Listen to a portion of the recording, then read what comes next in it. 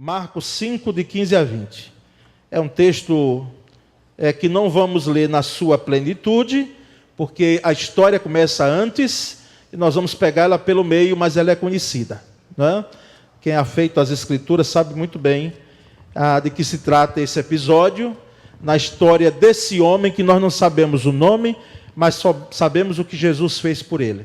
Então vamos ler do 15 até o versículo 20. Diz assim: quando se aproximaram de Jesus, viram ali o homem que fora possesso da legião de demônios, assentado, vestido e em perfeito juízo. E ficaram com medo. Os que tinham visto contaram ao povo o que acontecera ao endemoniado. E falaram também sobre os porcos. Então o povo começou a suplicar a Jesus que saísse do território deles. Quando Jesus estava entrando no barco, o homem que estivera endemoniado suplicava-lhe que o deixasse ir com ele.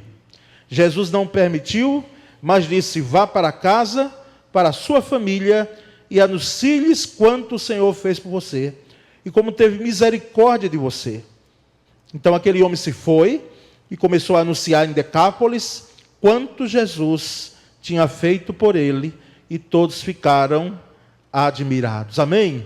Vamos orar um pouco mais. Senhor Deus, tua palavra foi lida, nós entendemos plenamente, Senhor, que quando estamos diante da tua palavra, precisamos explaná-la com fidelidade, e que ela alcance os corações agora dos teus servos, daqueles que estão nos ouvindo em qualquer parte desse mundo, Senhor, e que a tua palavra, ela possa então brotar em nossos corações, de tal forma que ela encontre terreno fértil. Muito obrigado, ó Deus, por esse episódio ser registrado nas Escrituras. Nós entendemos e cremos plenamente que o Senhor transforma vidas. E hoje o Senhor, com a sua graça e com o seu poder, tem transformado e quer transformar vidas aqui presentes. Quer libertar vidas aqui presentes. E nós, ó Deus, já agradecemos em o nome de Cristo Jesus. Amém. Graças a Deus.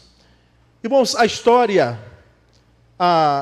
pode ser dividida e deve ser dividida. A história desse homem que nós não sabemos o nome, mas sabemos a condição que ele estava antes de conhecer a Cristo e depois de conhecer a Cristo. Antes de ser transformado por Jesus e depois que foi transformado por Jesus. Porque Jesus, como usamos, não é, na história, ele não dividiu apenas a história. Ele divide também a história de nossas vidas, antes e depois dele.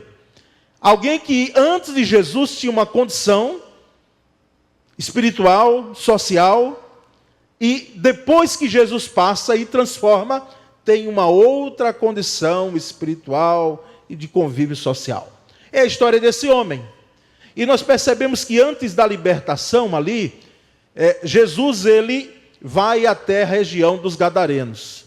Nós sabemos, irmãos, muito bem que vamos dizer assim, o quartel-general de Jesus Cristo era onde? Era em Cafarnaum. Ele saía, voltava, ia, perambulava, caminhava, não é? Sempre usando aquele caminhar como pregação, mas ele voltava para Cafarnaum. Cafarnaum era o quartel-general dele. E Cafarnaum era do outro lado da terra dos Gadarenos. Ou seja, se Jesus fosse caminhando, se ele não fosse por barco, ele levaria aí pode colocar aí cerca de mais, uma viagem de quase 100 quilômetros de caminhada. Então era uma boa caminhada. Eu só em falar isso, eu particularmente já me canso, né? Imagine você caminhar 100 quilômetros. Mas o barco Jesus usou. Era usado por Jesus não apenas para atravessar o mar de Tiberíades ou o mar da Galileia, não é? Mas também até como púlpito Jesus já usou. E nós percebemos então que do outro lado do mar da Galileia havia, não é? Cafarnaum do lado de cá e do outro lado de lá a região de Gadara, que era uma região que não pertencia mais a Israel, aos domínios ali de Israel, não é? Então nós percebemos que esse homem ele estava ali. Antes disso, nós notamos pelo texto, e você vai precisar ler se você não sabe, não lembra, Você vai precisar retornar ao texto de que Jesus, ele faz naquele lado ainda, contrário ao de Gadara, ali muitas curas, ele faz com que o povo ali pudesse ouvir o evangelho, mas ele atravessa com os discípulos o mar da Galileia, e tem aquela grande tempestade, lembra? Aquela tempestade onde os discípulos ficaram com medo, Jesus dormia, e eles acordam Jesus, mestre, mestre, não se dá aqui, nós vamos morrer. E ali Jesus levanta-se, repreende o vento, a fúria do vento, faz com que o mar se acalme, se aquiete, manda, não é? Que o mar se aquiete, para que chegasse do outro lado de Gadara, e de fato chegam, não é? E de fato chegam. E quando Jesus chega, então vê esse homem, o texto diz um espírito imundo. O que é o espírito imundo aqui? É uma legião de demônios. Era uma legião. Os romanos, eles tinham uma legião de soldados, com cerca de entre 3, 4 mil e às vezes até 6 mil soldados faziam parte. Eram centúrias sem soldados que, acoplados, eles formavam uma legião. Então imaginem, se formos interpretar, e eu particularmente vejo dessa forma, não legião, o nome da entidade, porque há comentaristas que dizem, não, legião era o nome da entidade, não é? Que estava ali dentro daquele homem, mas eu entendo, irmãos, que era legião porque era mais de um demônio, eram muitos. E aqui, eu costumo sempre dizer, se você que é crente em Cristo Jesus nunca viu, infelizmente, ninguém endemoniado, você precisa ver, meu irmão. É uma situação, assim, de misericórdia. Mas a gente não deve só estar pedindo misericórdia. A gente precisa ajudar e, se você é crente, Deus deu a todo crente, não apenas a pastores, a líderes, não é? A pessoas que a gente tem como pessoas de oração, pessoas espirituais, sim, elas são, mas a todo crente, lavado e remido pelo sangue de Jesus, você pode repreender e o demônio sair. E quantas vezes eu e todo seminarista diz que não passou isso, que viria passar, né? Pastores, né, meus colegas, já enfrentamos às vezes situações que nós podemos chamar de legião, porque eram muitos, às vezes noite a fio. Lembro uma vez com 2 irmãos aqui da igreja, estávamos na casa de um jovem, isso já vão uns anos, e nós oramos por ele ali, orando, ele com uma série de dificuldades, de problemas lá dentro dele, de amargura, de rancor, de falta de perdão, porque isso são portas, você sabia? Que são portas para que Satanás entre e os demônios entrem, né? Amargura no coração, ódio, rancor, aquela falta de perdão, você sustenta o perdão, são portas, são brechas que as pessoas abrem para que entidades possam tomar posse. Não cremos em possessão de crente, já viu? Se alguém escreveu aí, crentes possessos, está redondamente enganado. Porque nós sabemos que nós somos oprimidos, isso sim. Crente pode ser oprimido, opresso, mas possesso jamais. Lembramos do nosso querido pastor Jabes aqui, nosso pastor emérito, ele dizendo que ou está um lá dentro ou está outro, mas os dois não podem ficar. Porque os 2 santos não podem ocupar o mesmo altar, não é? E no lado de lá não tem santo coisa nenhuma, irmãos. São demônios e aprisionam vidas. E era a situação desse homem, vamos dizer assim. E ele estava endemoniado. Essa era a sua condição espiritual. Endemoniado. O demônio, ele, quando entra numa vida, ele faz com que aquela vida, os seus gestos, a sua fala até, e muitas vezes até a forma de fisionomia se transformem. E nós percebemos então que esse homem vivia nos sepulcros também. Era a sua condição social. Por favor, me acompanhe. A condição espiritual dele era de endemoniado, e a condição social dele era viver em sepulcros, viver em cemitérios. E nós sabemos que cemitério não é lugar de gente que está viva, está morando, não é? Cemitério, às vezes alguns irmãos têm até, eu fico perguntando, porque alguns ficam na porta do cemitério e quando nós vamos sepultar os nossos entes queridos, eu digo, meu irmão, por que não entrou? Não é? Será que está com medo? Eu fico às vezes, o pastor, tirando essa brincadeira, porque sabemos que quem está lá dentro, mal nenhum faz, porque já estão mortos. Mas nós sabemos, irmãos, que esse homem, ele vivia, até porque hoje, se você nunca ouviu falar em necromancia, não é? Existe gente que faz trabalhos com... eles violam túmulos, não é? Isso é uma questão que precisa ser... É um caso de polícia, tá certo, irmãos? Porque por lei mesmo não é permitido, mas há violação de túmulos e, às vezes, corpos são usados para a necromancia, para trabalhos que são feitos, não é, com restos mortais. Uma coisa terrível. E esse homem vivia ali. Esse homem morava num lugar como esse, afastado do convívio da sociedade.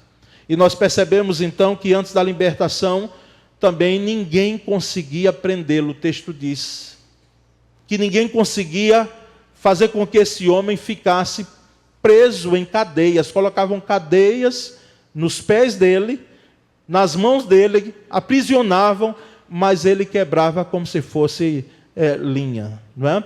Porque há uma força descomunal, às vezes, em quem está possesso.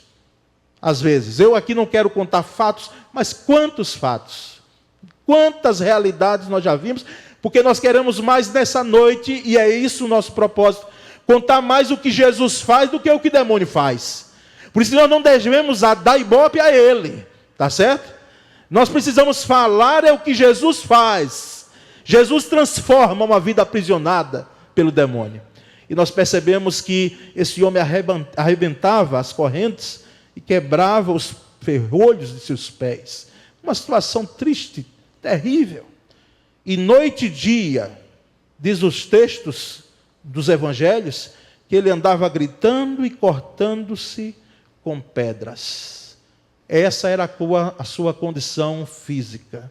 A condição espiritual endemoniada, a condição social afastada do convívio, da sociedade, e a condição física, alguém que se mutilava e sem saber que estava se mutilando. Essa era a grande questão, porque a legião era que fazia isso e danificava o seu corpo. Então, essa era a condição desse homem antes de Cristo. E quando Jesus chega ali, do outro lado ali, ele chega em Gadara, nós percebemos que esse homem vem ao encontro de Cristo. E ali perto, diz o texto que nós não lemos, mas está anterior a este, que lemos, diz que tinha ali uma manada de porcos, de cerca de 2.000 porcos. É muito porco, irmão, junto. Porque o judeu não criava mais os gadarenos, não é? Eles criavam e se alimentavam, era uma fonte de renda, era um negócio para eles, era uma empresa, né, a criação de porcos. E percebemos então que aquela legião, diz o texto que não lemos, mas que está nas Escrituras, ela rogou a Jesus que não os expulsasse, e se os expulsasse, pudessem fazê-lo com que eles fossem e entrassem naquela manada de porcos, não é? E Jesus permitiu. Causou certamente um prejuízo enorme para aqueles criadores de porcos, porque foram 2.000 porcos, jogados ali no mar da Galileia, porque eles desceram, né, abruptamente, endemoniados que estavam, né, movidos por aquela legião, e nós percebemos então que essa manada, ela foi precipício abaixo, em direção ao mar, e nele se afogou.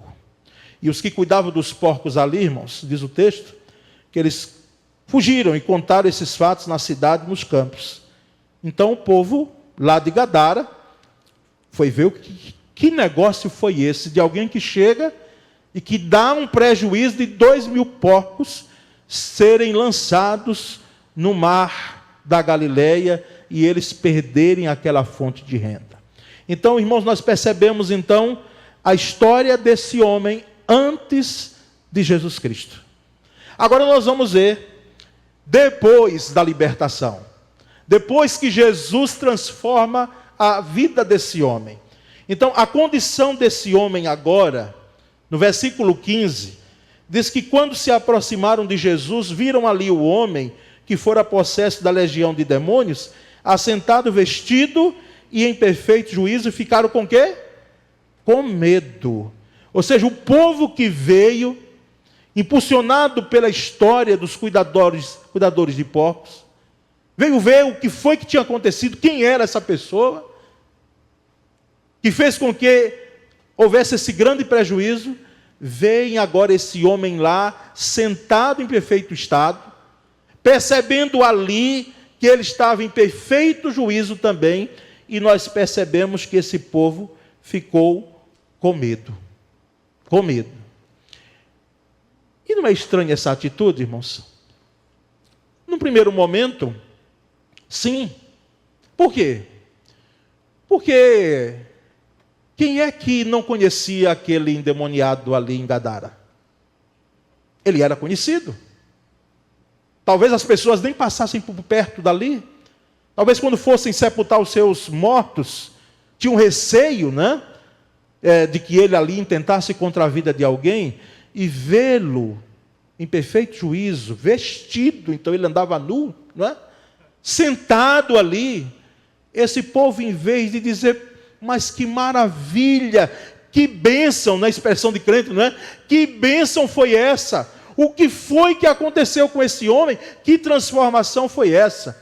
Esse homem, esse povo, aliás, fica com medo do que aconteceu com esse homem. Com medo.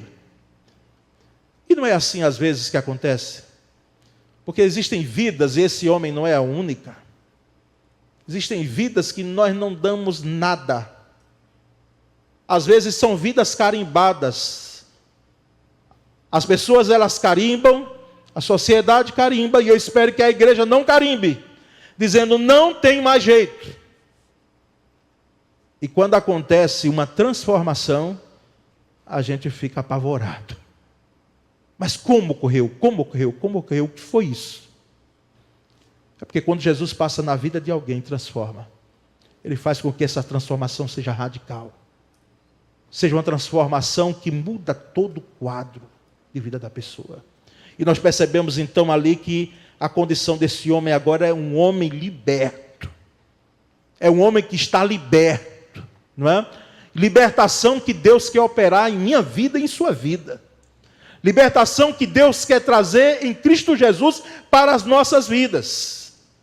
Porque quem sabe, você pode estar preso com algumas cadeias, e você sabe, talvez você nem saiba, mas você pode estar preso com cadeias, e que elas precisam ser libertadas, quebradas, em nome de Jesus. Segundo, a reação do povo. Depois que esse homem é transformado por Jesus, notem nos versículos 16 e 17, o que é que está escrito lá. Diz que os que tinham visto contaram ao povo que acontecera ao endemoniado, e falaram também sobre os porcos. Então o povo começou a suplicar a Jesus que saísse do território deles. Ou seja, vai embora. Vaza, né? Como diz. Vaza porque... Por quê? Porque nos trouxe um grande prejuízo. Os comentaristas tratam sobre isso. Porque nós não sabemos o que você veio fazer aqui. Como é que pode esse homem que estava louco? Porque assim, vocês que militam no direito sabem que existe algo na lei sobre endemoniado. Então a leitura qual é? Vai ser logo da doença mental, né? A insanidade mental.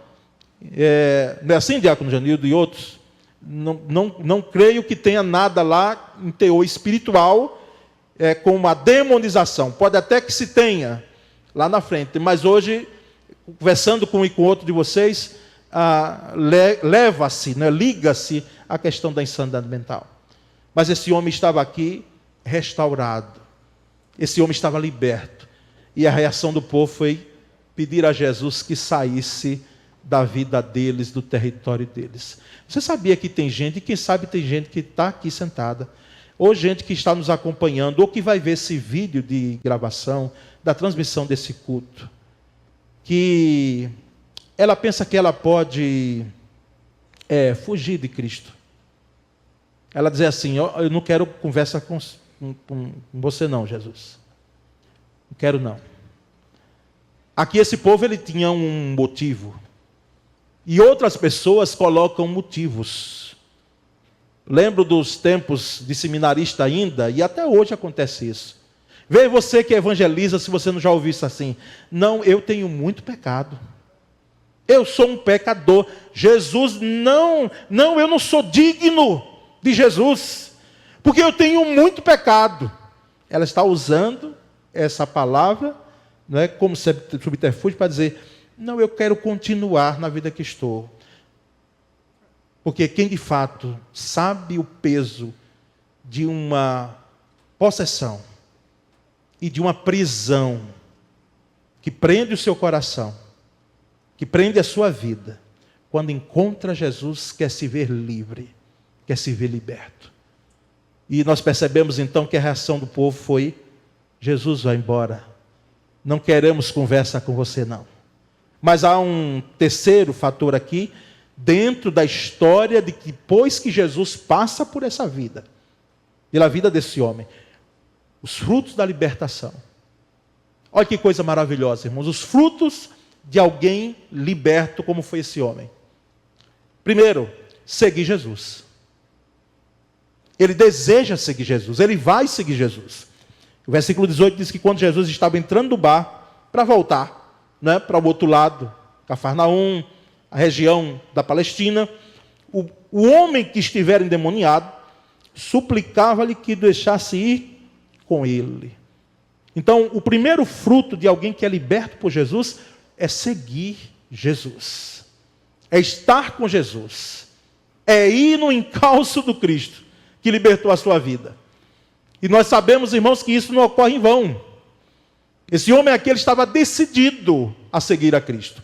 Mas há um segundo, elemento em relação a frutos na vida desse homem liberto, é que ele vai voltar para casa, para a família dele. Ele de fato quer seguir Jesus no barco, indo para a Palestina. Mas Jesus vai dizer no versículo 19, note bem, Jesus não o permitiu, mas disse: vá para casa, para a sua família, e anuncie-lhes quanto o Senhor fez por você, e como teve misericórdia de você.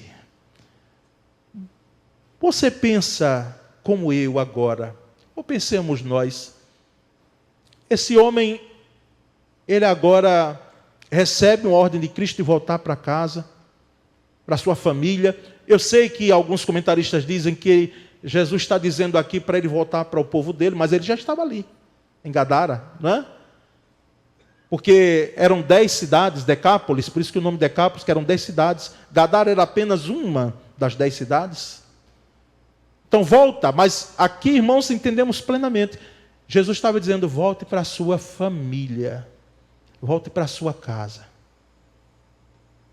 Eu fico pensando, e convido você a pensar comigo, como esse homem saiu de casa? Qual foi a condição que ele saiu de casa? Se ele tinha esposa, como ele deixou a esposa? E se a esposa ainda o esperava?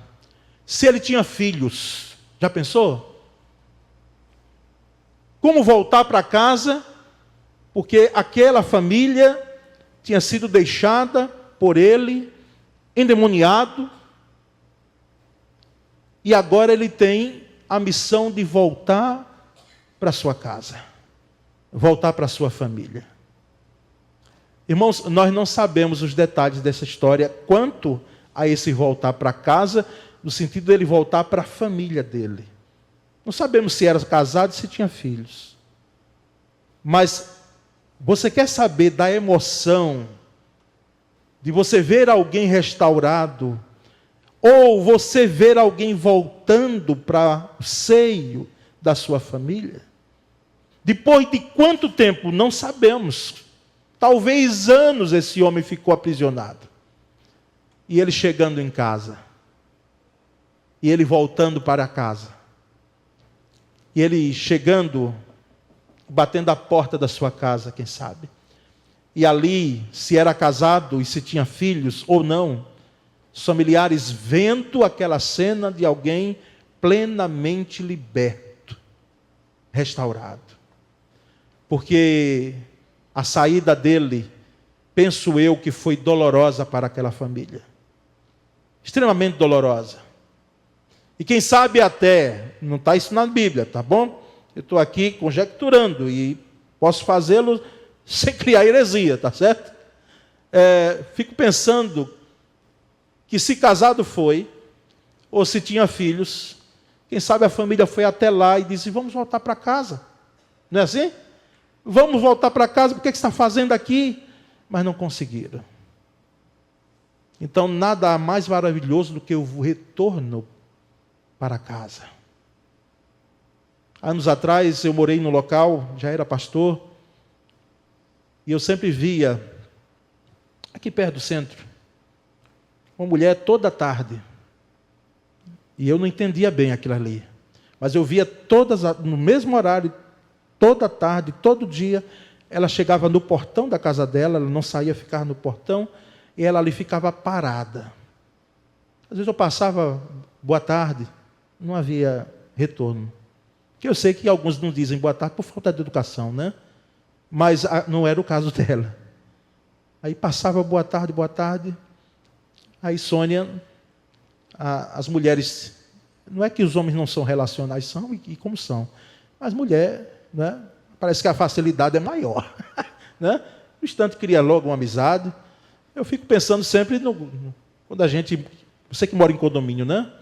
Vê se não é assim. Às vezes a gente desce o elevador, quando muito a gente dá o boa tarde, bom dia, boa noite. Ali desce com 2 homens. Mas se for mulher junta, é possível que dali surja uma conversa que vai continuando. E aí a minha esposa Sônia, a Sônia está aqui nessa noite, que vai corroborar, ficou sabendo que aquela mulher, o esposo dela saiu para trabalhar e nunca mais voltou. Nunca mais voltou. Ele teve um acidente, faleceu, e, aliás, voltou morto, né? E aquilo traumatizou. Pastor Jorge, vocês que são dessa área aí, os psicólogos aqui, marcou tanto a vida daquela mulher que todas as tardes, quando ela ia encontrá-lo, será que tem algum casal que ainda faz isso aqui? Né? Eu estou dizendo isso, mas não sou modelo não, viu? Mas vê se não é bonito. Todas as tardes ela saía para encontrá-lo e quando chegava do trabalho. E aquilo marcou tanto que ela fazia aquilo ali, é claro, agora, já por causa de uma patologia mental, né? Esperando o retorno que nunca mais iria acontecer. Essa família recebe esse homem liberto. Recebe esse homem liberto. Então ele volta para casa, para a família dele. E no terceiro fruto dessa libertação que Jesus faz na vida dele, da passagem de Jesus pela vida dele, ele vai anunciar Jesus. Veja como o versículo 20 termina. Então aquele homem se foi e começou a anunciar em Decápolis, nas 10 cidades, Gadara e mais 9 cidades ali, quanto Jesus tinha feito por ele. E todos ficaram admirados. Um missionário. Eu, irmãos, fico pensando às vezes, porque teve gente que Jesus chamou para vir com ele e não foi. Né? Alguns foram, outros não foram. Mas esse homem quer seguir Jesus, Jesus diz, não, volta para sua casa. E ele sai ali anunciando o que Jesus tinha feito por ele. E as pessoas se admiravam. Para quem nasceu no Evangelho aqui, como é o meu caso, né? Nós não temos uma história assim mirabolante. É verdade? Eu não tenho nada disso. Se no Evangelho, não nasci crente, porque ninguém nasce crente.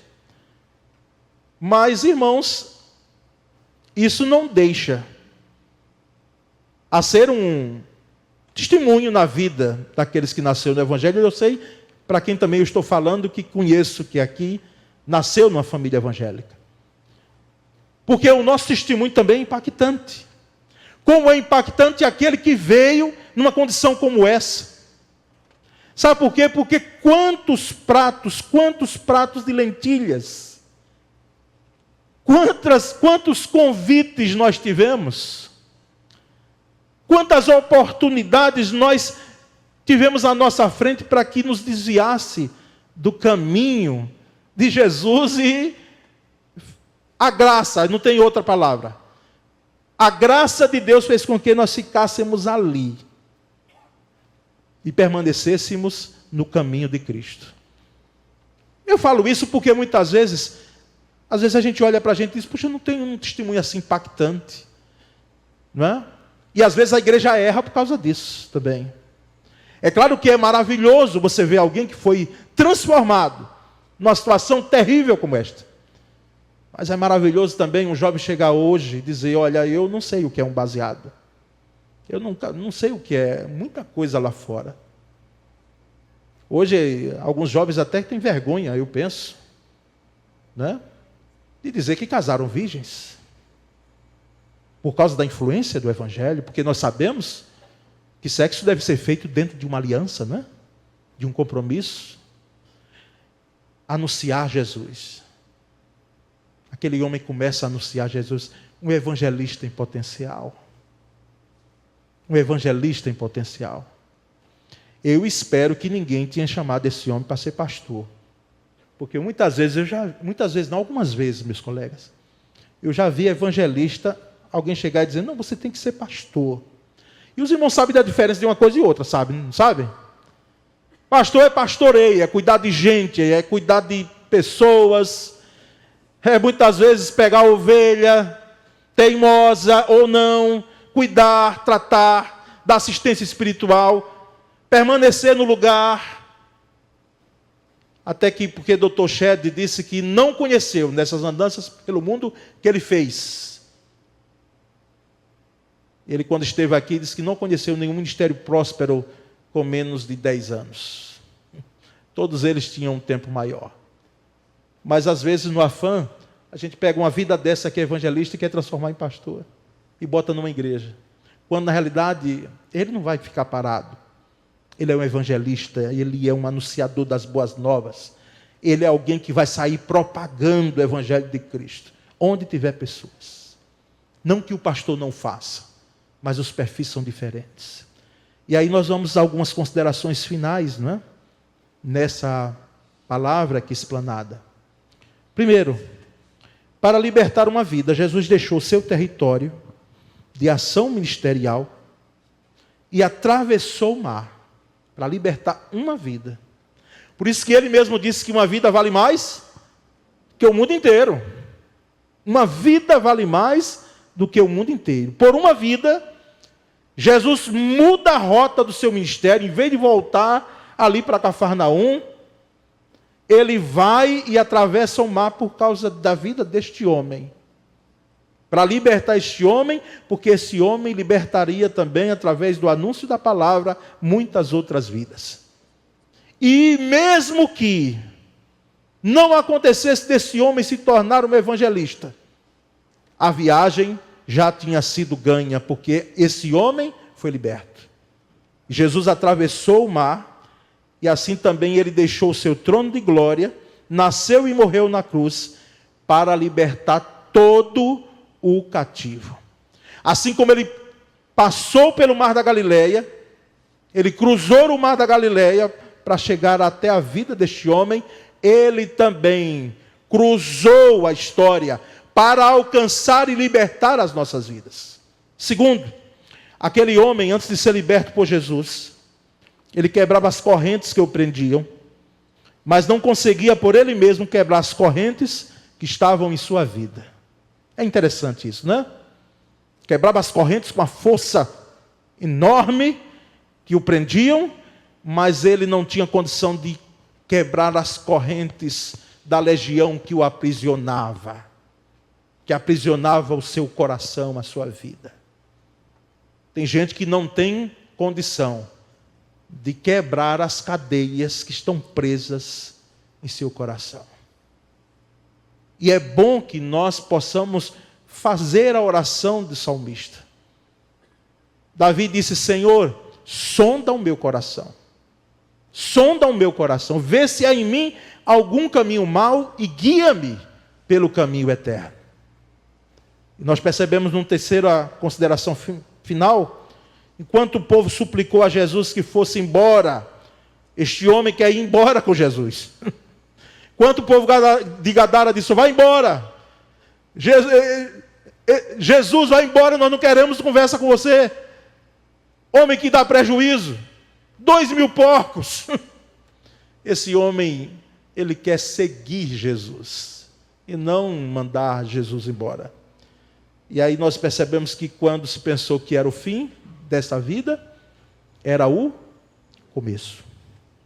Não é assim em muitas vidas, que quando se pensou que era o fim, era o começo. E há 2 textos maravilhosos que eu preciso deixar com você, comigo, com todos nós aqui. João 8,32 diz: e conhecereis a verdade, e a verdade vos libertará. Vamos dizer juntos? Conhecereis a verdade, e a verdade vos libertará. A verdade quem é? É Cristo Jesus. Por isso que ele diz tão categoricamente lá em João 14,6: eu sou o caminho, a verdade e a vida, e ninguém vem ao Pai senão por mim. Meus queridos, em um mundo cheio de engano, cheio de mentira, não é? Procuraram colocar o nome de mentira, uma palavra inglesa e até bonita nos pronunciar, fake news, né? Que é mentira. Num mundo cheio de mentira, nós temos a verdade, que é Cristo Jesus.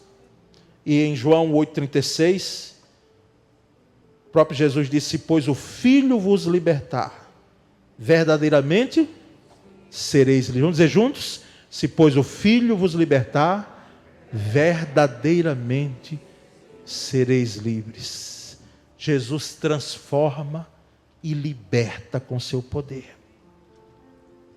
Nessa noite, ninguém que está aqui, ninguém deve sair com prisões, se existem, em alguma área da sua vida.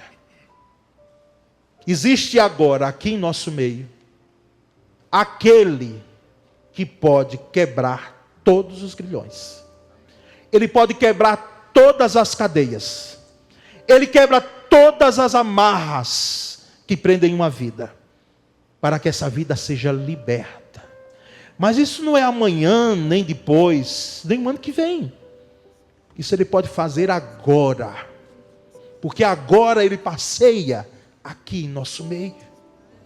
Agora a sua mão poderosa está sobre a minha vida e a sua vida, para trazer libertação, quebrar o laço do passarinheiro, quebrar as amarras, os laços que não foram trazidos em vão, foram trazidos para que você possa ter uma vida aprisionada. Mas Jesus transforma e liberta. Ele quebra. Quem nessa noite, em nome de Jesus, entende que existem amarras, cadeias em sua vida. Veja bem, irmãos, parênteses aqui, vou fechar rapidinho. Eu estou pregando para crentes também. Alguém pode dizer: não existe nenhum amarro em meu coração, porque Jesus já me salvou. Glória a Deus, e salvou mesmo. Mas as amarras que eu estou falando, nós podemos dar nomes a elas. É a amarra da amargura. Muitas vezes é a amarra aquele olhar do passado que a gente, quando olha, sofre muito mais vezes, e teimamos em olhar para trás, para que as nossas feridas elas sejam abertas, e a gente está preso àquilo que ocorreu lá no passado e que não nos trouxe felicidade. É a amarra de uma vida de pecado. Uma vida de pecado. É a amarra de uma vida de vício, quem sabe. Eu já disse uma vez e reitero, lamentavelmente, os sites mais acessados, irmãos. Você vai ouvir mais vezes isso por mim. Não são os sites de cultura, de música, de coisa boa que tem internet, mas são sites pornográficos. Tem gente aqui, homem ou mulher, jovem ou adulto, que quem sabe está preso ao vício da pornografia. E são cadeias que não lhe levarão jamais à vitória. Não vão. Mas Jesus tem o poder de quebrar. E ainda eu vou um pouco mais, me permita, viu? E você também, porque nós podemos orar aqui, nós podemos até jejuar. Mas você precisa procurar um profissional cristão de preferência, para tratar também essa questão, porque nós precisamos entender que a oração, ela tem os seus efeitos, mas muitas vezes a gente confunde e vê e faz com que parece que a oração fosse uma varinha de condão, não é? Ela resolvesse tudo. É uma ferramenta. E nós vamos clamar e Jesus tem o poder de libertar. Mas quem sabe você precisa desse acompanhamento, porque tem gente, não muitos, felizmente, mas que pode lhe ajudar nessa área. São pecados que muitas vezes são escondidos, são cadeias que estão presas, e que através de Jesus Cristo, elas podem e devem ser quebradas pelo poder dele. Amém? Glória a Deus por isso. Nesse momento, eu gostaria de que cantássemos. E eu voltarei com oração. Tá certo? Pudéssemos cantar algo que vai ser entoado aqui, tenha também como palavra de Deus para você. E nós voltaremos orando, clamando por libertação e transformação em nome de Jesus.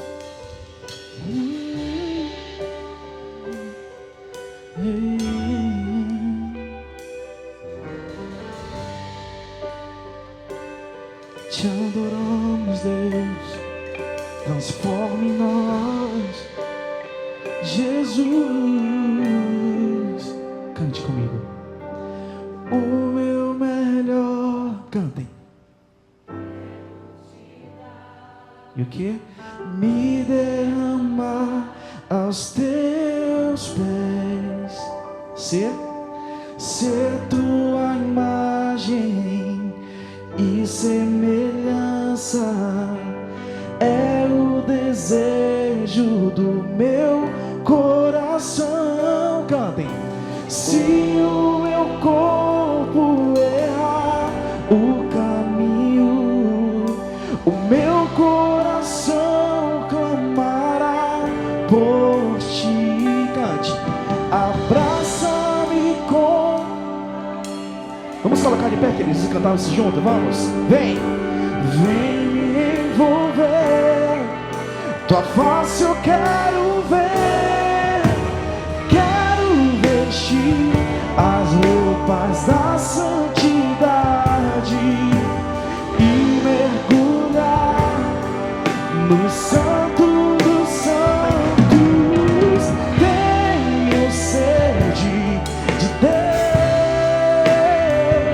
Eu quero conhecer, eu quero exalar mais de Deus.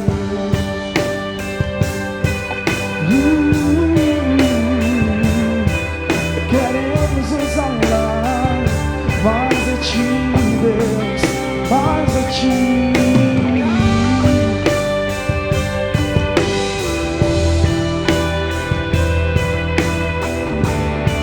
Vamos de novo, vamos lá. Cante o meu melhor.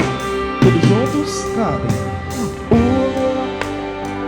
Eu quero me derramar aos teus pés, ser tua imagem, E o quê?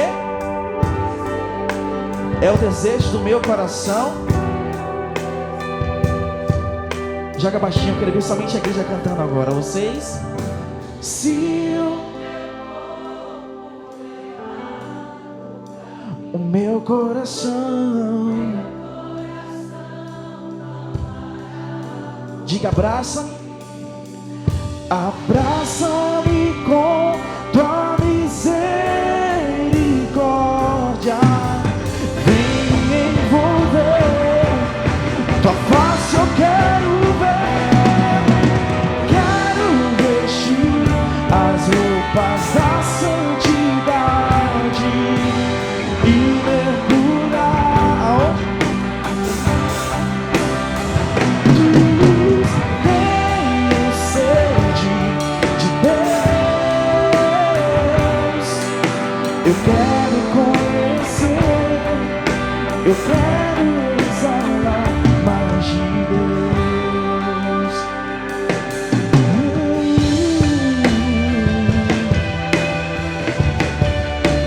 Vamos mais uma vez, somente a igreja cantando se o meu corpo, vocês, se o meu. Olha o que você está cantando. Diga, o meu coração.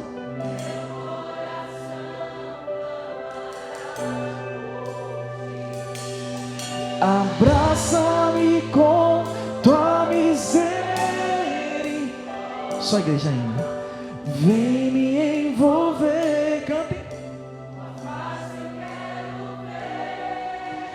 Quero vestir da santidade e mergulhar no santo dos santos de Deus. Eu quero conhecer, eu quero exalar mais de Deus. Aleluia. Glória a Deus. Glória a Deus. Pode sentar um momento? Não vamos nos delongar. Mas essa semana agora, eu acredito que não foi só eu que aqui já usou, né? O famoso mapa. A gente coloca aqui no braço, 24 horas, ali durante o dia, a cada 15 minutos ele aperta seu braço ali, afere pressão e outras coisas lá. À noite aumenta um pouquinho o tempo, a cada 30 minutos. E eu espero que eu não esteja sozinho. Eu no outro dia, quando eu vou tirar, eu digo, meu Senhor, muito obrigado. Eu digo à enfermeira, pode tirar. Sem problema, o mais rápido que você puder aqui. Não é? Porque é importante, é algo que é importante para nós, para a nossa saúde. Não é? Mas que a gente fica incomodado com aquilo ali. Eu, na primeira vez que usei um negócio daquele, eu não consegui dormir a noite toda. Essa já foi mais tranquilo.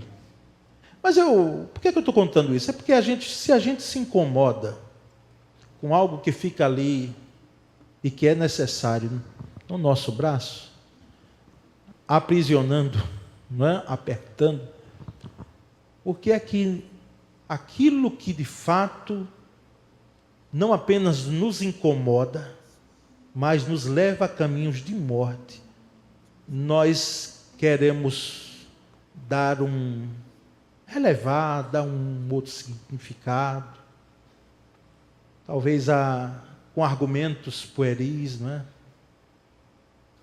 Eu não sei o que alguns membros que são da igreja eu conheço, a luta que tem passado, mas eu não conheço a sua vida, mas Jesus conhece. E eu estou dizendo isso para lhe dizer que Ele sabe as cadeias que estão presas em seu coração, em sua vida, e que precisam ser quebradas, em nome de Jesus. Se existe gente aqui, entre nós, e dentre essas pessoas, eu estou, que precisa colocar diante de Deus a sua vida, para que haja libertação em alguma área da sua vida. Não se engane. Você precisa de libertação. Se é algo que você precisa de libertação, não protele. é engano. Então, vamos fazer isso nessa noite. Clamar ao Jesus que faz com que a sua viagem seja para libertar uma vida. Passa o mar da Galileia para chegar a esta vida, para trazer libertação. E aqui também ele está. É o seu caso. Eu vou pedir que você, nesse momento, ficasse em pé. Aqueles que precisam de libertação em nome de Jesus em alguma área. E eu vou pedir que a igreja ore agora. Aqueles que são crentes, se é que você não vai ficar em pé também. Não é? Eu não quero expor aqui, nós não estamos colocando a sua vida em exposição, não. Mas entendemos que existem áreas das nossas vidas que nós precisamos de libertação. Não é? Então fique em pé agora, todos quantos precisam de libertação em alguma área da sua vida. E nós queremos orar. Eu vou descer para orar aqui embaixo, certo? E a igreja me acompanha nessa oração, e ao tempo que outros podem ficar em pé, tá certo? Existe alguma área da sua vida que precisa de libertação? Nós vamos orar. Senhor Deus, nessa noite, nós aqui estamos e clamamos em nome de Jesus. Pai bendito, Jesus que transforma, pelas nossas vidas. E esses que ficaram em pé, eles não estão em pé em vão. Eles estão em pé porque reconhecem em algum suas vidas que precisa de libertação. Ó Deus, quebra agora toda a cadeia que prende, todo o laço que prende, em nome de Jesus. E traz agora libertação para a honra e glória do teu nome. Ó Deus bendito, que a partir de hoje sim, um novo momento, uma nova história, porque Jesus não apenas dividiu a história, como nós falamos, mas ele divide a história da nossa vida. Aconteça agora, a partir de hoje, a partir desse momento. Liberta-nos, Senhor, para a honra e glória do teu nome. Traz-nos, Senhor, a um voo livre, Senhor, daquilo que o Senhor tem colocado em nossa vida como promessa tua e que muitas vezes não temos sido alcançados porque existe algo que nos prende. Liberta agora para a honra e glória do teu nome. E nós fazemos em nome de Jesus essa oração e fazemos, Senhor, crendo na eficácia do teu poder. E oramos em nome de Jesus. Amém. Graças a Deus.